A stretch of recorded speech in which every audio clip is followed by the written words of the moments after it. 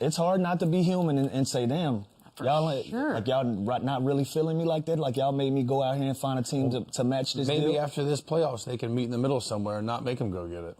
There you go. But I think where their holes are is obviously scoring. I think you go out and you go get a household name. You go out there and you knock on some doors. Like, what are we thinking here? Ideally. Fairy Tale Land, I like D-Book. Oh, wow. Get in the Giannis sweepstakes. Okay. You know, just somebody that's for sure that's gonna give you an opportunity. I know it's some young guys out there. You know, the MPJs and the Trey Murphys of the world. Those type of guys, they make your team better. But I wish they would just go out there and get somebody that Detroit can look up in the morning and say, okay, I think we got a legitimate opportunity to run it back and put ourselves in a better position than we're in right now. And so it's a lot of decisions to be made. They own all 3 of their first-round picks. They have some assets to go out there and play ball a little bit and tighten this team up. So they got a lot of questions that need answering. All right, so dream scenario, Lou's got D-Book. Do you have someone, like, in your vision That's of my what this dream could be? scenario. Yeah, that would be a dream. I think it's a pipe dream, but it's a dream. Yeah. That's all right. I have guys like Trey Murphy and them too. Like they're good players. I want like a ball handling, like Well, Trey you got Murphy your ball and handling. MPJ. I'm saying like an off guard type of guy. Trey Murphy's great.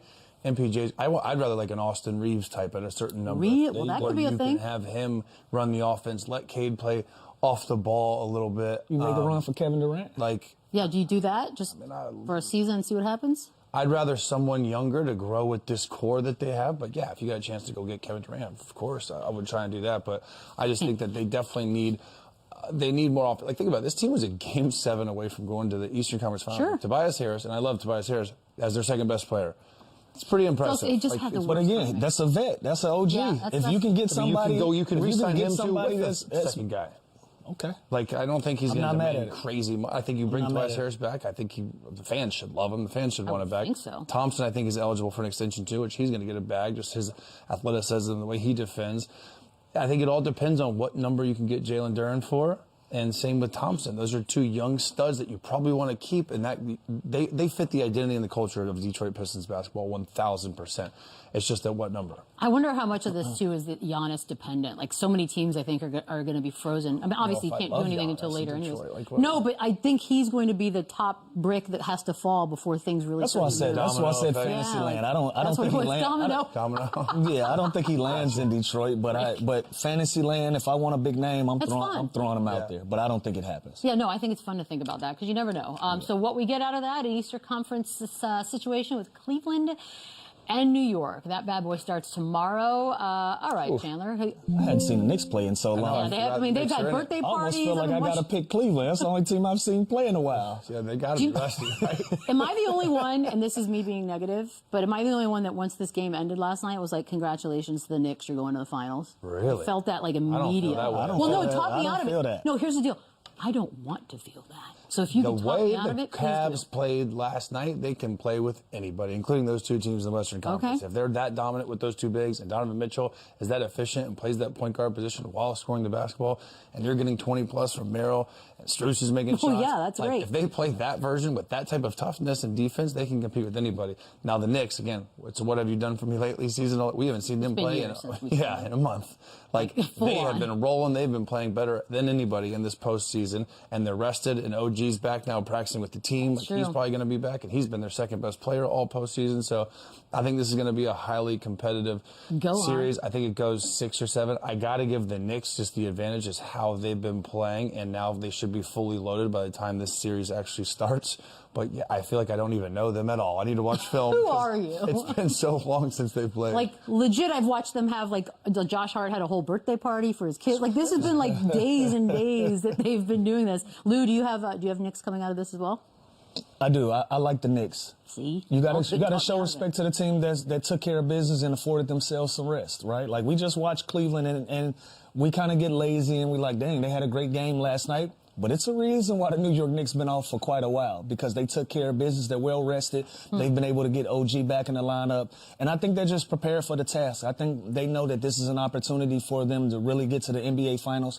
I think they take full advantage of it. They're going to get they're going to get a Cleveland team that's coming off a tough fought Game 7. And sometimes when you're in that position, you kind of want to decompress. I don't think Cleveland has that opportunity, and I think New York takes advantage of it. There's something to say, though, Cleveland, like, they're going straight from Detroit to New York. Sure. Like, they got momentum, and especially how they just performed on the road. Like, they think they can do anything going into MSG Game 1. So I do love the fact that they're going into this series on an absolute high. But when have the New York Knicks not been on a high this entire postseason? Rusty, I guess. Look what they did to Atlanta to close out. Look what they just did to Philadelphia. They've been on a high. They don't need any extra motivation. So again, I got to go with the team that's been chilling, readying up, getting ready for this thing. See Knicks for clicks, people. Series. They don't hate the Knicks. No, I don't hate the Knicks at all. Everybody relax. I hate the Knicks fans. Yeah, that's what I've been trying to say.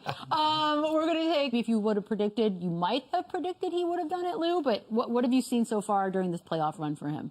I think he's been amazing on both ends of the floor. Like, this guy just has a motor. He plays hard. He tries to make the right plays. It feels like he's just always in the game in some capacity. And you love to have a young player like that just knows how to impact the game, whether he's going to score, get stops, dive into the stands, be tough. He's going to argue with people. Like, all of these are just motor plays. Look, this is bully ball right here. Like, he's not going to leave. He's not going to leave without 21 years old. It's insane to me. I don't get anything about it. I love it. He's been great in this postseason, and sometimes you want your young players in this position to just be able, you want to watch them grow and be able to be mature enough to be able to give you what the production that he's been able to give you. But he's been above and beyond, almost averaging 20 points a game. So when everybody starts talking about, playoff experience and this and that, at some point you got to create it. You got to start somewhere, and it's happening. And I like the fact that Wemby set the tone for this. Like, hey,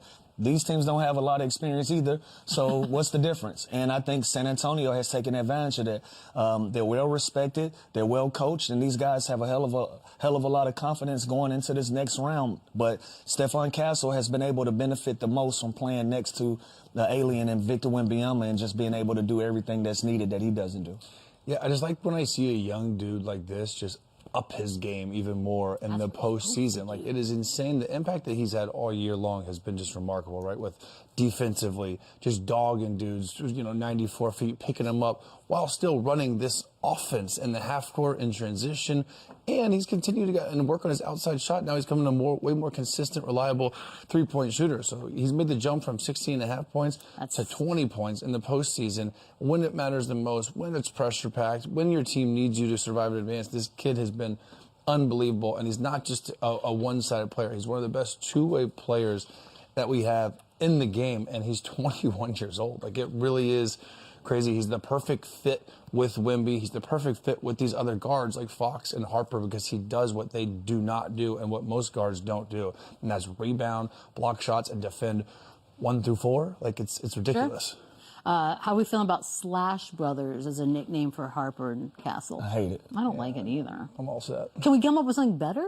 If we're going to hate something, we should probably have solutions. We'll leave the nicknames for Spurs for you. Yeah. We'll let y'all do it. But Slash Bros, we can be way more creative. Yeah, I don't love that. That's just a recycled name. It is very much that.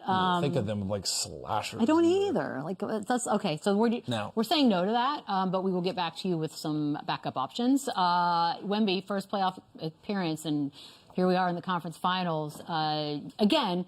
And Lou did mention that, the fact that experience is happening in real time, whether it's on a faster scale than maybe people expected or usually happens. I don't know, Chandler, but what are we thinking as far as the experience and if it matters that much for this team? I think it matters when the matchup that they have. And again, this is the two teams that if we would have fast forwarded the season 5 months ago, this is what we thought. This is what everyone wanted. This is what the people wanted. We got it. Spurs, Thunder, both the youngest, best, up-and-coming, and they've arrived teams that we have in the NBA, and they're both so special. They're so deep. This is exactly this series in the Western Conference Finals that we wanted. Wemby's going to have to be great. This is a great opportunity for them as underdogs to step up, take that non-experience against the defending champs, and do what they do. And again, this is going to take everybody. Guys like Champagnie and Harrison Barnes, like their number is going to get called. It's not just going to be Wemby and Castle and Fox and Harper. Like, everyone is going to have to collectively be great. But obviously, everything goes through him.